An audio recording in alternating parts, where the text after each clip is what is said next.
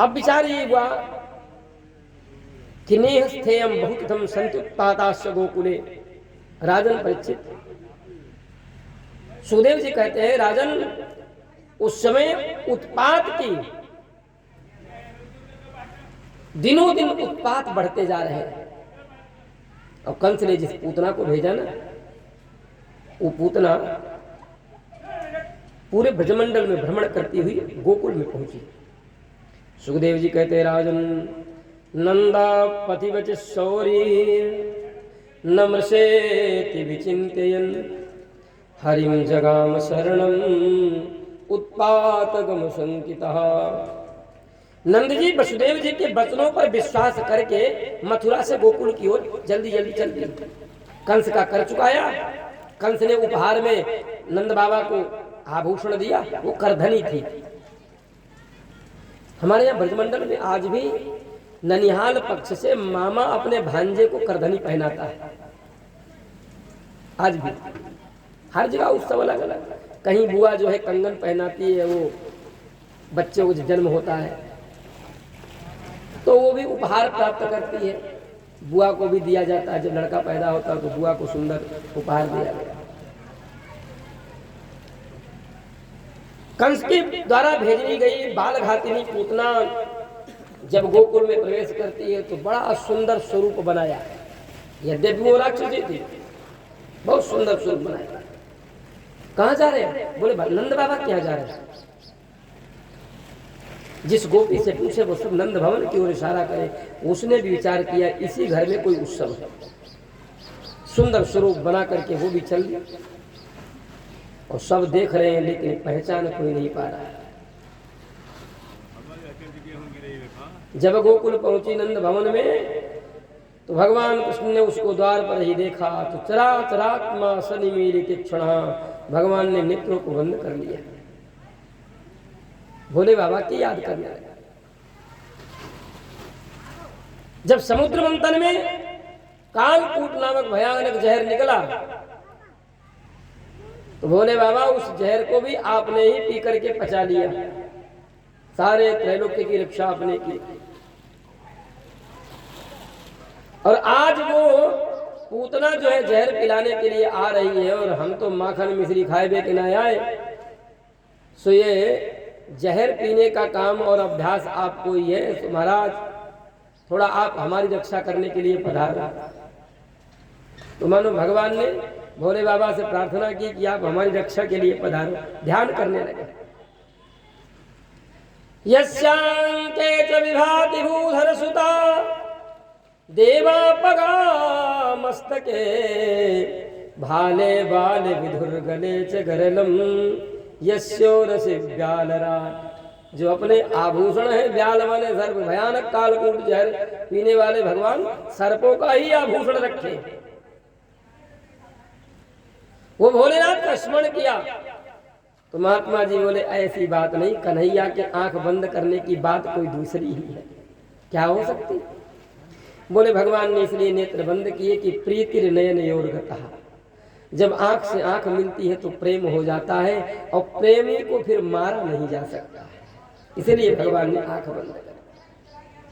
तो एक भक्त बोला हाँ आपका कहना भी सही है, लेकिन हमें ऐसा लगता है कि मातृभाव दर्शिताया लज्जानुमत्ते ही माँ बनकर के दुग्ध पान कराने के लिए पूतना आ रही है, इसलिए भगवान को लज्जा आ गई, इसलिए भगवान ने नेत्र बंद कर लिए।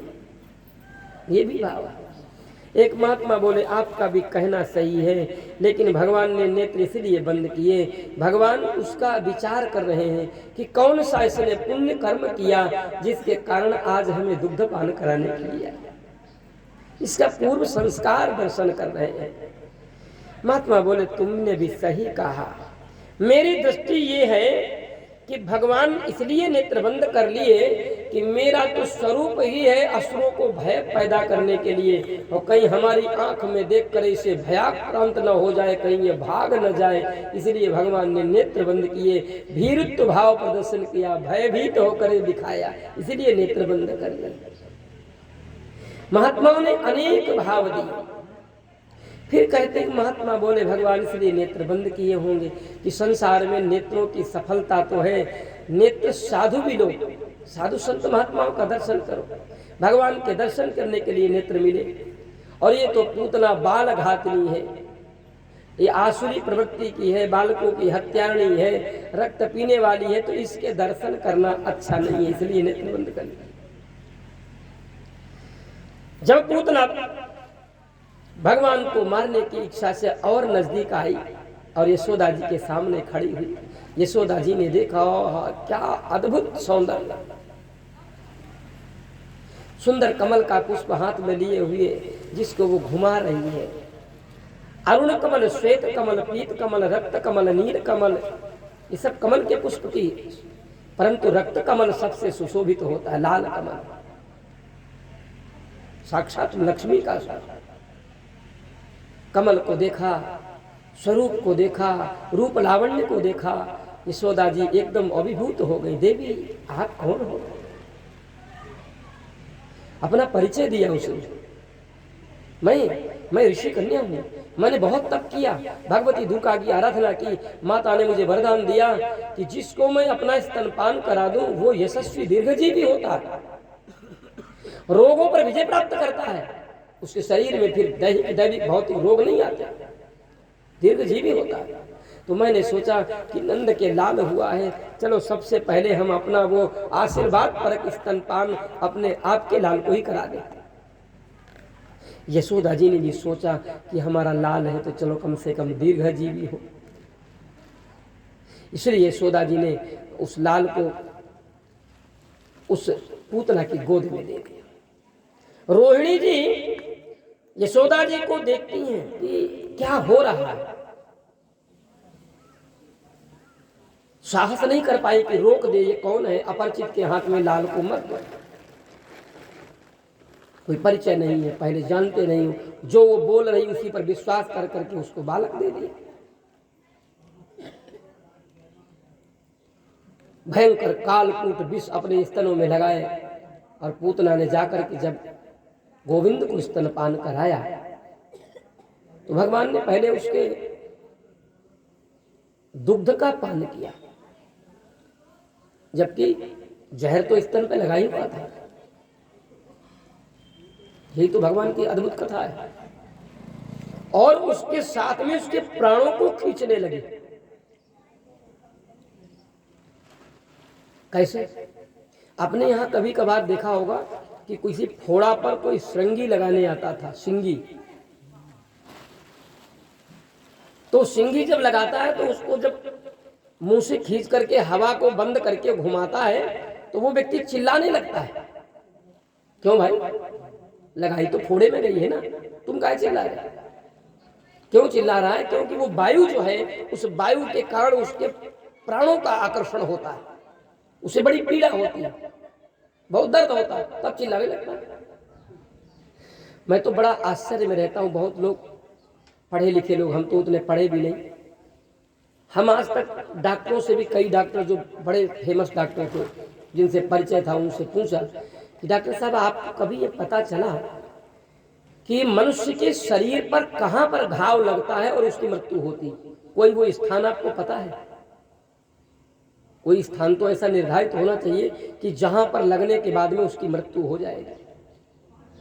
किसी के, अभी लखनऊ में एक सज्जन हमको मिले थे, वो रहने वाले मिर्जापुर के थे, उनको किसी कारणवश शत्रुभाव बना और शत्रु पक्ष के लोगों ने उनके ऊपर फायर की, तो गोली सीना पर लग करके हार्ट के पास से और पीठ की तरफ से निकल गई। जब उनको हॉस्पिटल ले गए तो डॉक्टर ने कहा कि अगर थोड़ा सा सेंटीमीटर में अगर थोड़ा सा इधर उधर हो जाता तो ये मर जाते। अब बताओ बचाने वाला कौन है? जो एकदम उसके पास में लगी वो सेंटीमीटर भर इधर उधर क्यों नहीं हुई, और वहां से लगकर पीठ पे इतना बड़ा छेद हो गया, फिर भी वो जीवित रहे, सब ठीक हो गए। अच्छा, वहां पर लगने पर भी गोली मरे नहीं? गोली लगी, गोली इसीलिए मारी जाती है मर जाए, लेकिन नहीं मरे। एक नहीं, उसी दिन उनको 3 गोली लगी थी, एक तो हार्ट के पास में लगी थी, 2 किडनी के पास में लगी थी, लेकिन मरे नहीं। फिर गोली से क्या हुआ? बचाने वाला कोई तो है ना। और उस गोली में भी विष होता है, जहर ही तो होता है, लेकिन फिर भी वो नहीं मरे। कहने का तात्पर्य यह है कि जिसकी परमात्मा रक्षा करता है उसे कोई मार नहीं सकता।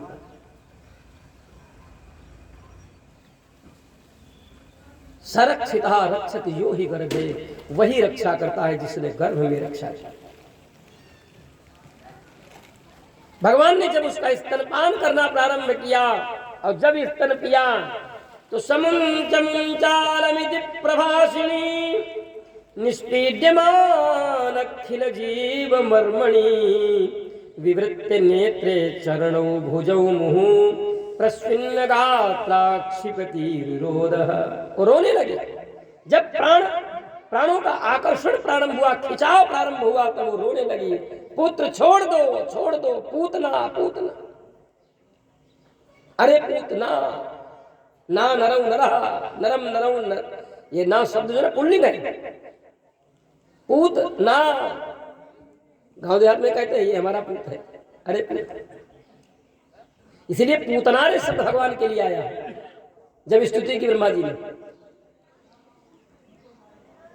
छोड़ दो, भगवान छोड़ते नहीं, पहले पकड़ते नहीं, पकड़ते तो फिर छोड़ते नहीं। यही तो भगवान की खासियत।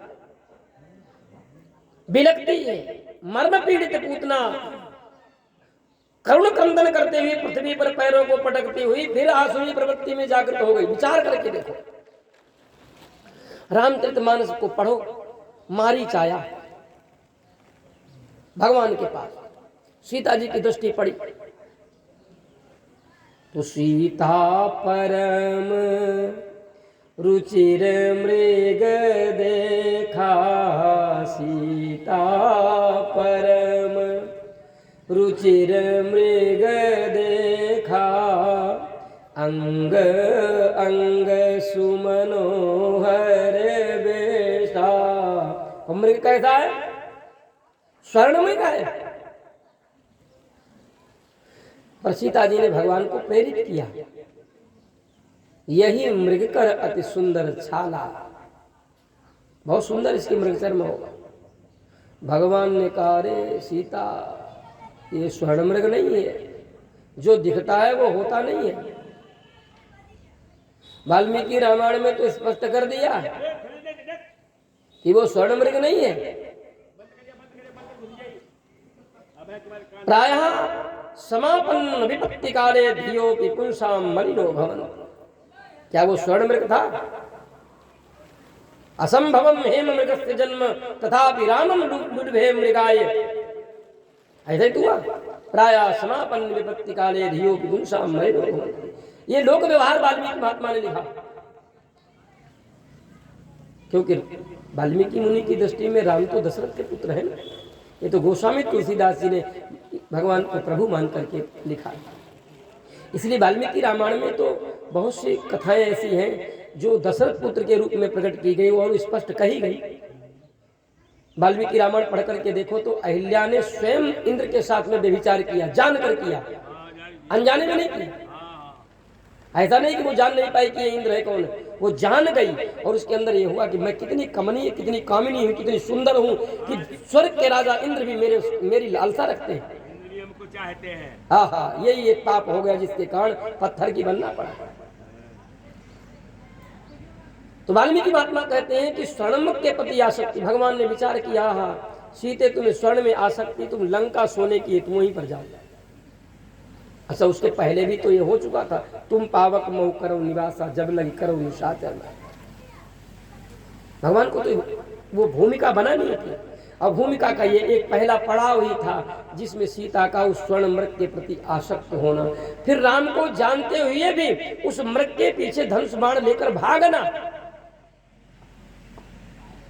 वो स्वर्ण मृग है, दिख भी रहा है, लेकिन तब तक राम कठिन सर मारा, धरनी पर्यो करी घोर चिकारा। अब विचार करो, पृथ्वी पर गिरा, अभी तो क्या था, स्वर्ण मृग है, और भगवान को स्वर्ण मृग के रूप में ही इधर उधर करके, छल कपट करके इधर उधर भगवान को बहुत दूर ले गया। प्रकट तो दूरत करत बहुरी, यही भी प्रभु गए उले दूरी। तब तक राम कठिन सर मारा, मारा धरनी पर्यो करी घोर। और उस समय पर भी लक्ष्मण कर प्रथम लय नामा और पाछे सुमिर से मन बहुरामा। अब की बात समझो, यहां तक कि कथा तो नॉर्मल हो गई, सामान्य से। अब कथा का एक गेम चेंज होता है, एक मुड़ाव आता है। वो मुड़ाव क्या है? प्राण तजसी प्रगट सी निज देहा सुमिर श्री राम समेत स्नेहा।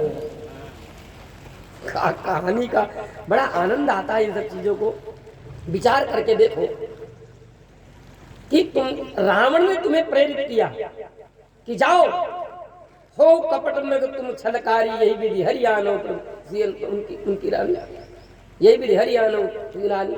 ठीक है, रावण ने तुम्हें जबरदस्ती भेजा, तुम्हें मृत्यु का भय लगा, विचार तुमने किया कि यहाँ रहे रावण मार डालेगा, वहां गए रघुराई मारेंगे। ठीक है, अरे कम से कम मरते समय ही अपनी प्रवृत्ति बदल ली होती। इसी का नाम है आसुरी प्रवृत्ति, जो मरते दम तक वो नहीं बदल पाता है। विचार करता है ना मारी कि यहाँ रावण हमें मार डालेगा, वहां जाने पर राम जी के हाथों से मृत्यु होगी। ठीक है, पर जब राम जी के हाथों से उद्धार हुआ तब भी उसने अपनी आसुरी प्रवृत्ति को नहीं छोड़ा। प्राण प्रकट से निज देहा सुमिर श्री राम समेत स्नेहा, लेकिन लक्ष्मण कर प्रथम लय नामा पाछे सुमिर से मन बहुरामा। अंत में भी उसने भगवान की लीला में सहायता ही की है ना, लीला सहायक बना। क्योंकि रावण के यहां तक राघव का पहुंचने का मार्ग जो प्रशस्त करना था, तो उसने ऐसा काम कर दिया कि भगवान रावण की इच्छा भी पूरी हो जाए और भगवान उसका कल्याण भी करे। और अगर मरते समय पर अपना कल्याण करके गया, ये वैशिष्ट है। और पूतना का क्या वैशिष्ट हुआ? पूतना का भी तो वैशिष्ट यही रहा, विवृत्त नेत्रे चरणों भुजौ मह्यु प्रसन्न गात्र क्षिपति रुरोधा। आंखें फट गई, पैर पटक पटक कर रोने लगी और फिर आकाश में भगवान को लेकर उड़ गई। भगवान तो बाल रूप में है, अभी है। देखो भागवत जी में दो कथाएं ऐसी आई जब पिता और पुत्र दोनों का जात कर्म संस्कार के दिन ही किडनैप हो गया। दुनिया में इकलौती ऐसी कथा है जिसमें पहले पिता का, देखो षष्ठेन्नी जातमात्रम ही, छठवें दिन जात कर्म संस्कार होता है, और भगवान का जात कर्म संस्कार का दिन है। तो पूतना आई, भगवान का किडनैप करके ले गए आकाश मंडल में। भगवान ने उसके पूर्व जन्म के संस्कार के कारण उसका उद्धार किया। भगवान ने ले जाकर उसको जो राज बगीचा था, यानी कंस की जो सीमा थी, जहां से कंस को ये प्रतीति होती यहां तक मेरा है। महात्मा गणराम जी से कहते, प्रभु दंडक बन पुनीत प्रभु करहु उग्र श्राप मुनिवर करहु। बात इससे नहीं जुड़ी थी। ये बात तो ठीक है कि श्राप था, दंडकारण्य दंडक नामक राजा को जो ऋषि कन्या थी अर्जा, उसके साथ में दुर्व्यवहार के कारण ऋषिवर ने श्राप दिया शुक्राचार्य जी ने, जिसके कारण वो भूमि जो है जल करके सब पेड़ पौधे सब नष्ट हो गए, वो जल गया सब, दंडक का पूरा राज्य दंडकारण्य हो गया। ये तो भगवान की कृपा थी कि वो महाराज शुक्राचार्य के श्राप से उसको मुक्त करना था। परंतु मूल कारण क्या था? मूल ये था कि जो लंकेश्वर रावण की चौकी यहां पर है, जब दंडकारण्य हरा भरा हो जाएगा तो रावण को मानो चुनौती मिल जाएगी कि अब कोई आ गया बराबर वाला। तो भगवान ने भी जाकर पूतना को वहीं पर पटका, जिससे इसके जलाने के लिए लकड़ी की भी व्यवस्था हो जाए। मां बनकर आई ना दुग्धपान कराने के लिए। तो सुंदर बगीचे पे गिराया, जहां कंस का बगीचा था वहां बबूल के पेड़ थोड़ी होंगे। कंस के बगीचे में तो सुंदर आम के वृक्ष होंगे, चंदन के पेड़ होंगे। ऐसी जगह मां का संस्कार होना। नंद बाबा इधर मथुरा से जब गोकुल की ओर आए तो देखा गोपगणों ने शरीर के 7 टुकड़े किए, पूतना के 7 चिताएं जलाई। उसके शरीर से दुर्गंध नहीं, सुगंध ही प्रकट हुई, जिसने संपूर्ण वातावरण को सुगंधित कर दिया।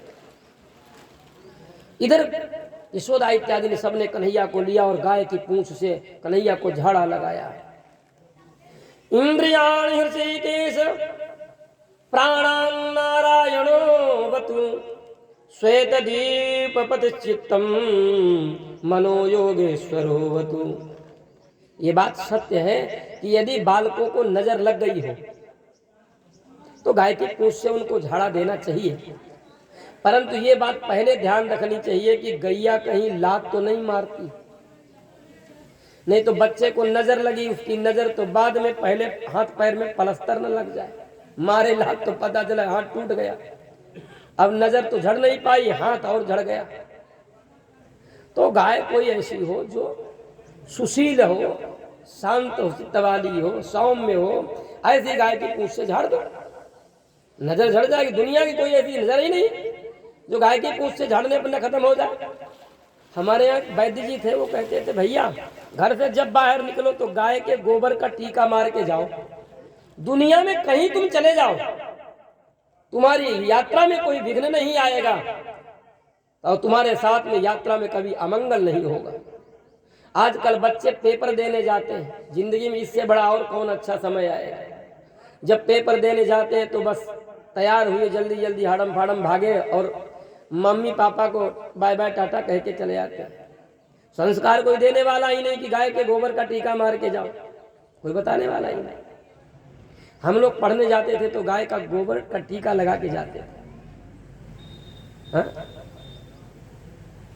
भगवान कृष्ण का नंद बाबा आए, देखा गोकुल में बहुत बड़ा, सब बेचारे खड़े हुए, घबराए डरे हुए। नंद बाबा आए, वो भी घबरा गए, क्या हुआ? अरे बोले पूतना नाम की राक्षसी थी, इसने कन्हैया को जहर पिलाया, लेकिन भगवान की कृपा से, गोविंद की कृपा से, नारायण की कृपा से मेरे लल्ला के प्राण बच गए।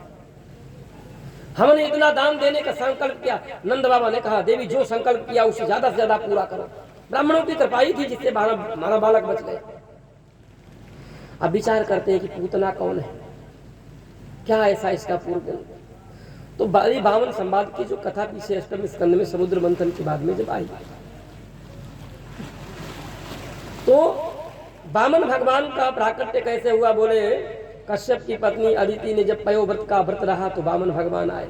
देखो संतान उत्तम, मध्यम और अधम, सुपुत्र, पुत्र और कुपुत्र। उत्तम संतान की कामना करने वाले माता पिता को चाहिए कि वो तपस्वी हो।